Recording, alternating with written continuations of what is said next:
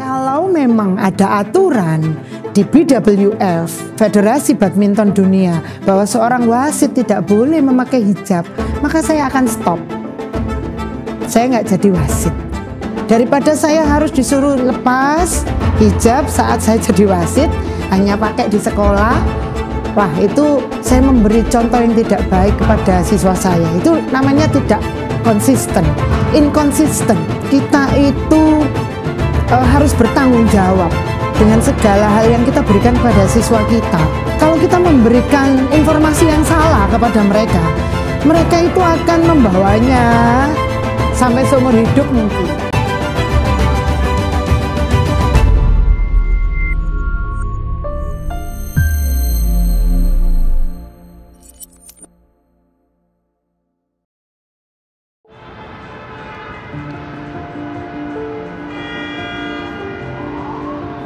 Assalamualaikum, nama saya Komarul Lailia, biasa saya dipanggil Lia. Profesi sehari-hari saya guru bahasa Inggris di SDN Saunggaling 1 Surabaya. Saya selain guru, saya juga ada profesi lain, yaitu sebagai wasit bulu tangkis. Di kehidupan pribadi saya sudah alhamdulillah punya 2 putri yang sudah besar ya. Yang pertama sudah kuliah, kemudian yang kedua baru SMA kelas 10. Saya ini kan bukan dari background keluarga yang mampu gitu ya. Saya harus berpikir gini, gimana caranya bisa mendapatkan uang tambahan. Waktu itu kuliah gitu kan. Sempat kerja di Tunjungan Plaza. Jadi kasir ya, kasir restoran, kasirnya mainan gitu. Nah waktu itu karena pekerjaannya kasir ini nggak bisa sinkron dengan kuliah, 1 semester itu nilai saya anjlok, jelek sekali, ada nilai D, saya harus ngulang. Nah saya merasa bersalah nih, waduh ya Allah ini saya dibiayai orang tua gitu kan, kalau saya nggak serius dosa saya. Akhirnya saya izin ke bapak saya, Pak saya keluar aja ya dari kasir. Loh kenapa? Nilaiku jadi jelek ini gara-gara kerja ini. Oke, terserah lah. Tapi saya nggak diam begitu saja. Dari SMP saya itu seneng cari uang, ngeles-ngelesi tetangga. Jadi anak-anak yang butuh les bahasa Inggris bisa ke rumah gitu. Akhirnya saya les dari rumah ke rumah privat, atau kalau sore tetangga kanan kiri itu datang ke rumah. Nah salah satu anak-anak itu bilang gini, Mbak di sekolahku lo nggak punya guru bahasa Inggris. Sampai ngajar po di sana gitu. Oh iya ya udah, besoknya langsung saya ke sana. Saya datangi kepala sekolah. Kepala sekolahnya bilang gini, iya Mbak, seneng Mbak kalau Mbaknya mau ngajar di sini. Tapi maaf, kita bisa ngasihnya uang 20.000 seminggu sekali. Tapi Mbak, gimana? Nggak apa-apa Pak. Yang penting saya bahasa Inggrisnya nggak mati Pak. Bahasa asing itu harus sering Pak digunakan. Saya bilang gitu. Udah mulai minggu depan ya. Nah semenjak itu awal karirnya dari ke guru itu.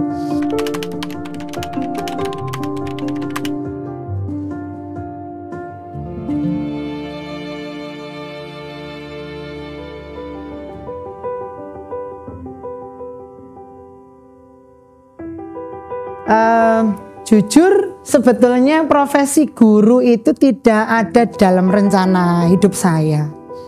Saya itu dulu bercita-cita ingin menjadi tour guide malah ya. Jadi pemandu wisata. Senengnya traveling mungkin ya. Cita-citanya itu traveling. Waktu itu saya jadi suami saya itu matur begini. Saya itu lebih suka kalau sampean ini jadi guru. Setelah saya jalani, kok ternyata jiwa saya ada di situ gitu. Saya enjoy, terus passion saya ternyata ada di situ. Enak ya ternyata ya. Memang awal-awal saya tidak punya pengalaman. Sebetulnya background saya itu bukan guru, saya sarjana sastra Inggris. Jadi bukan keguruan Inggris. Saya itu agak ngawur gitu kan. sambil belajar dari teman yang lebih senior. Karena kuliahnya bukan keguruan, ada beberapa hal yang saya itu salah awal. Guru senior itu yang memberitahu, Bu Lia jangan begini, harusnya begitu. Nanti kedepannya itu lebih baik seperti ini. Jadi seperti itu, seperti yang dikatakan Ki Hajar Dewantara, ing ngarso sung tulodo. Tulodo artinya kita sebetulnya nggak usah banyak omong ke mereka itu, kita kasih contoh dulu. Misalnya kita bilang, karena saya guru bahasa Inggris ya, anak-anak kalau kalian ingin bisa menguasai bahasa asing, satu dulu, bonek aja gitu kan, harus berani dulu. Nah, berani yang bagaimana, itu kita kasih contoh mereka, seperti ini. Kemudian ing madya mangun karso, kita dekati mereka. Sebetulnya apa sih kendala mereka dalam menguasai satu keilmuan atau pengetahuan ini? Kenapa sulit sekali mereka menerima yang kita berikan kepada mereka? What's the problem gitu loh. Nah dari situ mungkin kita bisa bantu. Kemudian Tutwuri Handayani, di belakang kita kasih support mereka. Misalnya mereka ada kesulitan tadi, setelah kita dekati kita tahu oh titik permasalahannya di sini. Kita bantu yang semampu kita. Kita nggak usah mengada-adakan yang kita nggak ada. Jadi kita semampunya aja membantu mereka, dan saya yakin masing-masing dari siswa kita itu nanti akan mencari jalannya sendiri.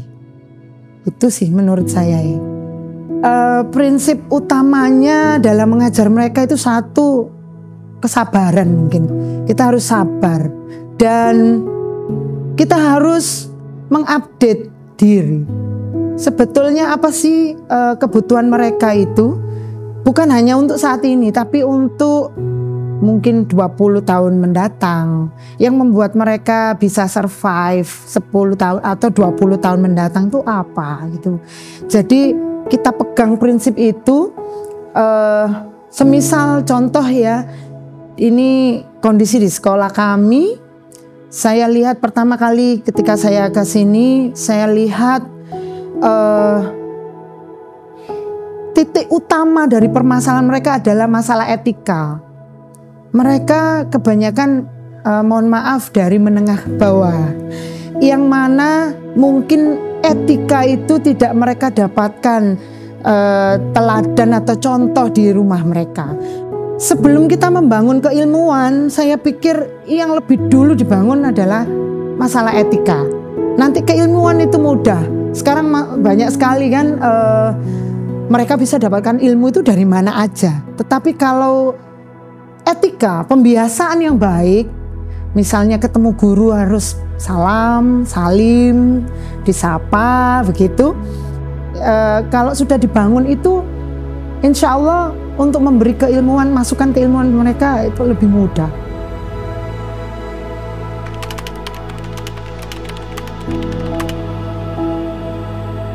Suka duka ya. Sebetulnya kalau saya bilang duka dibandingkan dengan suka, bagi saya itu tertutupi.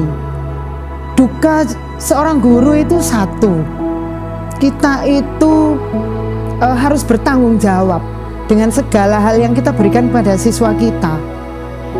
Apalagi di SD, SD itu dasar ya. Kalau kita memberikan informasi yang salah kepada mereka, mereka itu akan membawanya sampai seumur hidup mungkin. Nah itu bagi saya itu satu beban yang akhirnya membuat saya harus hati-hati kepada mereka.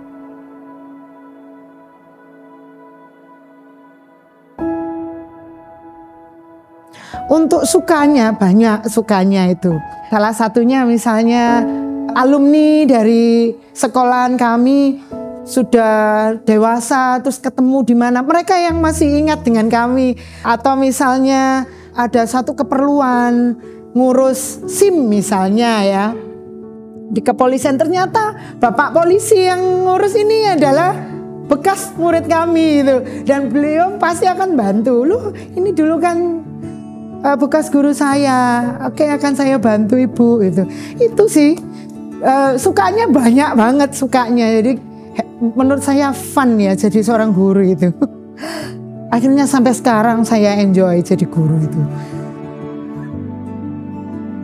Jadi saya tadi cerita guru itu ya karena bukan cita-cita ya. Ya sama, wasit itu malah tidak ada setitik pun di pikiran. Kebetulan guru PJOK di sekolah itu wasit bulu tangkis Provinsi Jawa Timur. Beliau yang nawari, kamu kan anak kuliah, iya Pak, gitu. Kebutuh uang ceperan, butuh Pak. Ayo ikut, kemana Pak? Turnamen bulu tangkis. Saya nggak bisa main, nggak perlu. Tak ajari. Jadi hakim garis dulu. Hakim garis itu apa?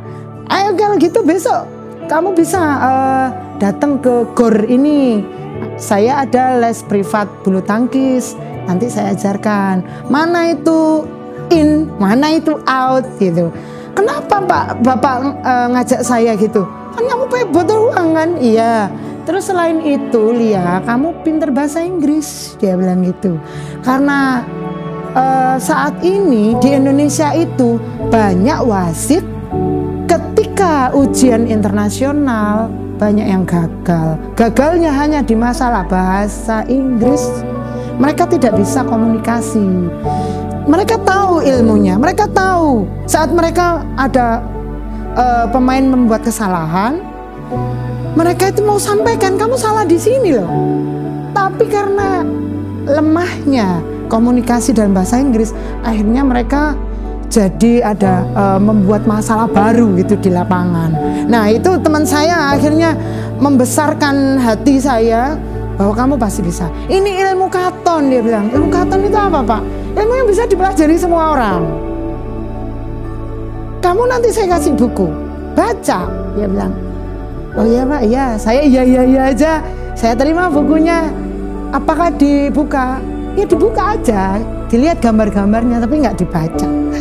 Karena tidak tertarik terus terang awal. Nah ketika sudah menjalani itu kurang lebih 2 tahun ya jadi hakim garis, kok seneng. Teman-teman terus terang orang-orang lapangan itu bagi saya mereka punya value sendiri. Mereka itu nggak gondoan. Nggak gampang sakit hati. Zaman tahun itu ya 98 awal saya jadi hakim garis, namanya teman sama teman ini kalau sekarang jadi bullying. Kalau dulu enggak, dulu itu pengakrab kita.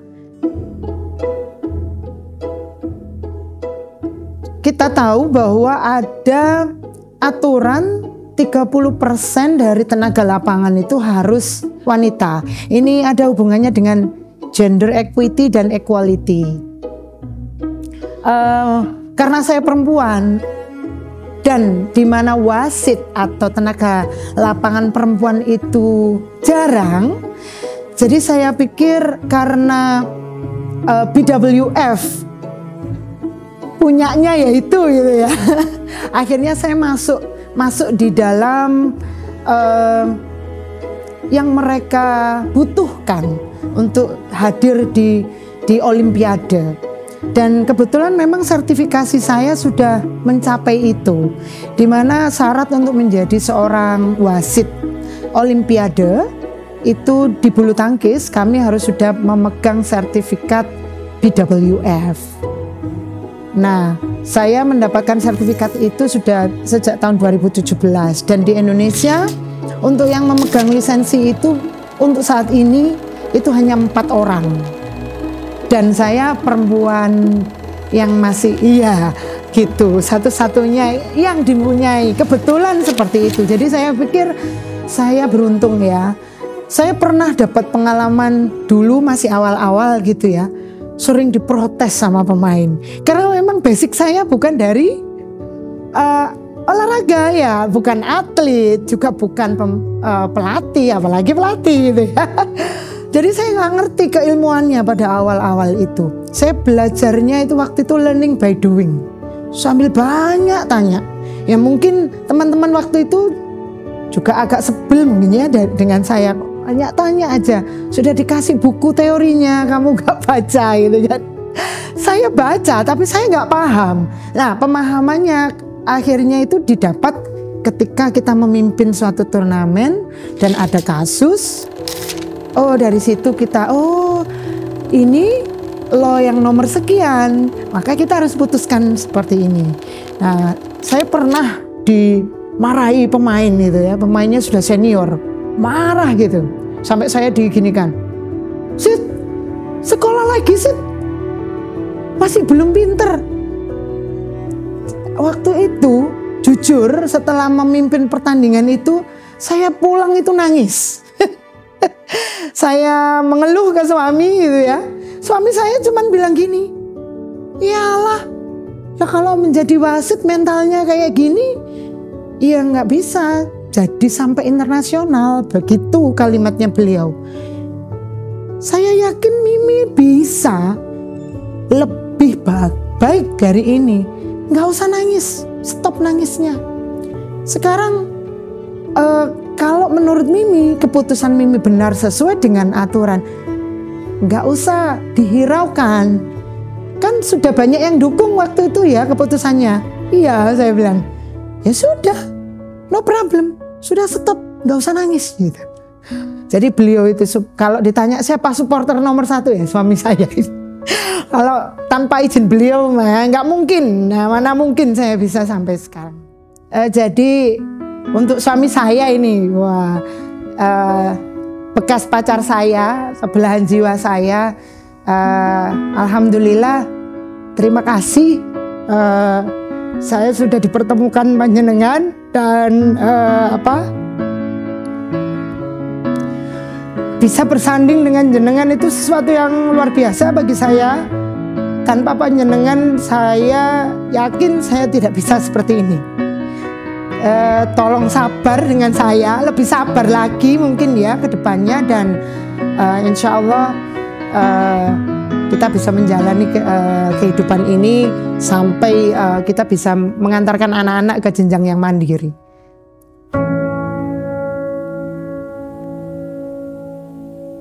Jujur sebetulnya saya bilang justru dari sahabat-sahabat kita sendiri, dari keluarga kita, artinya dari orang Indonesia sendiri yang awalnya itu keberatan apabila saya waktu itu, karena saya ya yang pionirnya memakai hijab waktu itu, ada beberapa pihak yang keberatan. Alasannya khawatir nanti kalau sampai saya ke jenjang internasional dan memimpin di Eropa, maka pemain-pemain Eropa itu akan membuat saya kesulitan karena saya memakai hijab. Nah, pada waktu itu saya menjawabnya seperti ini. Kalau memang ada aturan di BWF atau di Federasi Badminton Dunia bahwa seorang wasit tidak boleh memakai hijab, maka saya akan stop. Saya nggak jadi wasit. Saya bilang begitu. Daripada saya harus disuruh lepas hijab saat saya jadi wasit, hanya pakai di sekolah, wah itu saya memberi contoh yang tidak baik kepada siswa saya. Itu namanya tidak konsisten, inkonsisten, saya bilang gitu. Nah, beliau, oh ya sudah, kalau gitu karir kamu mandek sampai di sini gimana? Saya bilang, no problem. Rezeki bukan saya yang ngatur dan bukan jenengan, saya bilang gitu. Tapi apa yang terjadi? Justru yang memberi pintu selebar-lebarnya karir saya wasit internasional justru dari orang luar negeri. Itu yang membuat saya akhirnya, oh ya Allah, kok seperti ini ya?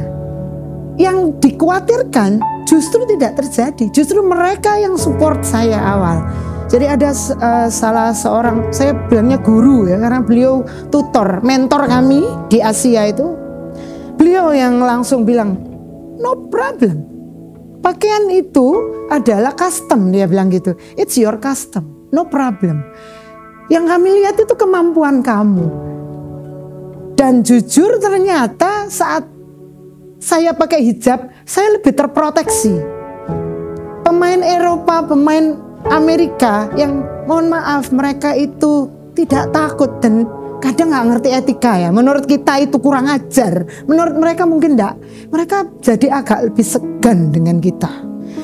Saya punya pengalaman. Saat itu saya belum pakai hijab.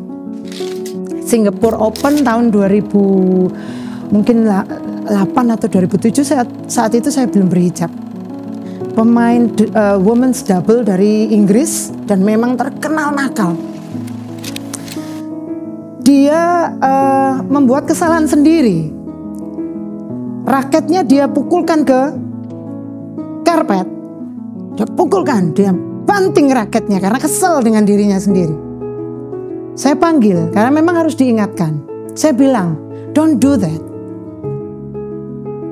Why?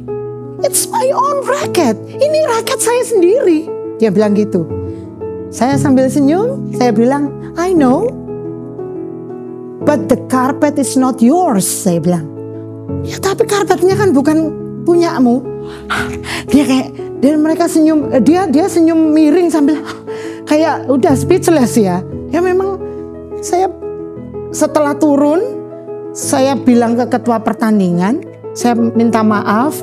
Karena memang secara vocabulary tidak ada gitu ya di buku, kan kami diharapkan untuk sesuai standar. Saya bilang mohon maaf, saya tadi itu agak lepas gitu, lepas emosi mungkin ya. Tapi saya sambil senyum, saya bilang saya tahu, tapi itu karpetnya kan bukan punya kamu. Dan ketua pertandingannya tertawa.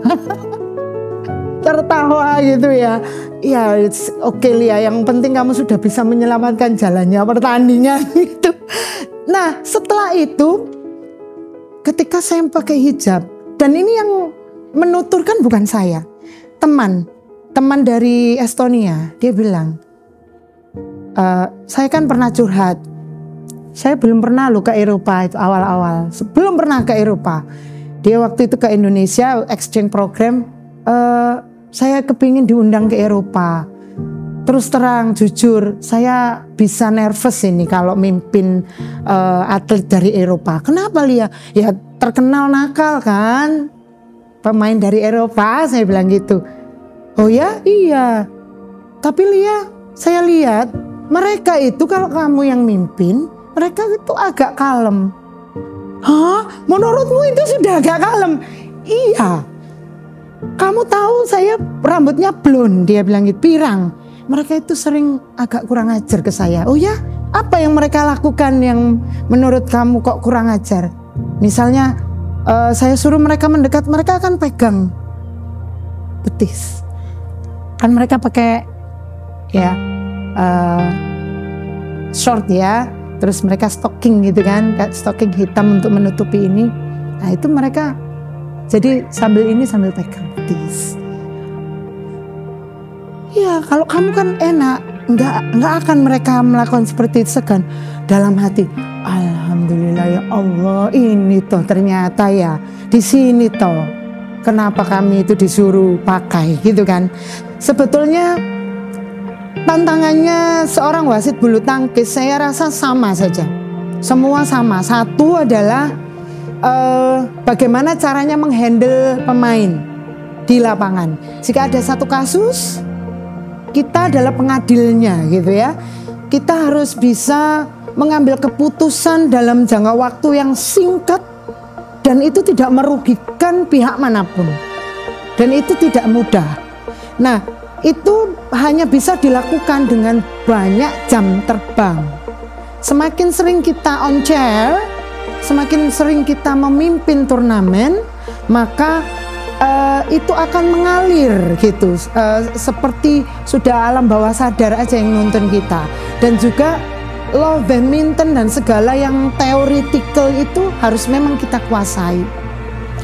Dan insya Allah saya mohon doanya 2024 di Olimpiade Paris saya sudah mendapat tiket ke sana, alhamdulillah, untuk Olimpik dan Paralimpik ya. Jadi insya Allah kalau diizinkan ini sama dinas ini. Yang membuat saya yakin saya bisa menjalankan dua-duanya adalah di dua hal ini ternyata saya menemukan passion saya di situ. Dan memang saya harus mengkondisikan win-win solution, artinya solusi saya nggak mau merugikan yang satunya atau yang saya terlalu berat ke satunya merugikan yang ini. Saya yakin saya bisa dua-duanya karena untuk guru, kebetulan guru bahasa Inggris di SD itu memang juga most wanted ya untuk saat ini, karena mengajar di SD itu berbeda dengan di jenjang yang lebih di atasnya. Memang butuh lebih kesabaran dan saya yakin saya punya kualitas di sana. Kemudian yang kedua, kenapa saya juga yakin saya bisa menjalani wasit, karena saya tahu keilmuannya juga dan saya mempunyai pengalaman dalam memimpin beberapa turnamen yang bergengsi gitu ya. Dan menurut penilaian dari asesor wasit internasional, menurut mereka saya termasuk yang ya anggaplah mereka bilang high quality gitu ya, yang memang benar-benar saya paham sekali dengan apa yang harus saya lakukan di lapangan gitu. Kalau hikmah itu banyak sekali, tapi ada hal yang membuat saya itu justru dengan menjalani dua profesi ini terbentuklah Lia yang sekarang. Jadi Lia yang tampak sekarang itu adalah bentukan dari dua dunia ini. Satu, percaya diri saya tinggi. Saya akui saya nekatan, bonek gitu ya. Saya bilang ke siswa saya, bonek aja. Mau bahasa Inggris gak iso pletat-pletat, no problem. Yang penting kamu berani, gak suruh maju. Dan alhamdulillah beberapa siswa saya adaptasi, artinya meniru gitu ya. Saya jadi lebih percaya diri menghadapi siapapun. Yang kedua, saya mempunyai banyak family di seluruh dunia. From 5 continents, dari 5 benua. Saya kalau ke Eropa saya nggak takut tersesat karena banyak teman di sana yang mereka sudah menganggap saya keluarga dan saya juga menganggap family. Even katanya tadi orang Eropa itu sensitif sama orang berhijab, ternyata tidak. Mereka welcome sekali sama saya dan mereka itu kemanapun kami bersama-sama, kami pergi kemanapun, jalan mau kemana, mereka akan memproteksi saya. Mereka sangat menjaga. Misalnya ini makanan aja, mereka akan memisahkan. Oh ini halal, ini Lia yang nggak bisa makan. Dan mereka akan bilang, Lia kamu jangan di meja ini. Yang ini saya bilang kan fish itu yang paling aman buat saya. Tapi kalau fish susah, ya udah seafood aja. Atau egg, saya bilang gitu. Mereka akan memisahkan, ini Lia aman ini buat kamu. Dan dari sana saya merasa apa ya, ternyata dunia ini nggak besar-besar amat gitu untuk saat ini. Dan ada satu pengalaman baru saja bulan yang lalu, ada turnamen di Surabaya. Beberapa wasit internasional bertugas di sini dan saya undang ke sekolah. Saya undang mereka sebagai English native speaker di sini. Jadi anak-anak berinteraksi dengan salah satu teman dari Slovenia. Dan alhamdulillah anak-anak sangat antusias dan saya yakin seumur hidup mereka kan nggak bisa lupa itu. Oh, aku dulu waktu SD pernah gitu. Dan ya dengan segala kepolosan yang mereka punya ya, yang sampai teman saya itu berpeluh-peluh karena udara Surabaya panas. Mem, salim. Jadi mereka mix antara Surabaya, bahasa Indonesia, English gitu. Teman saya sampai, I'm so sorry ya, you became exhausted. Saya bilang kamu kelelahan. No problem Lia. Saya suka sekali saya di Slovenia saya nggak bisa dapatkan pengalaman ini ya.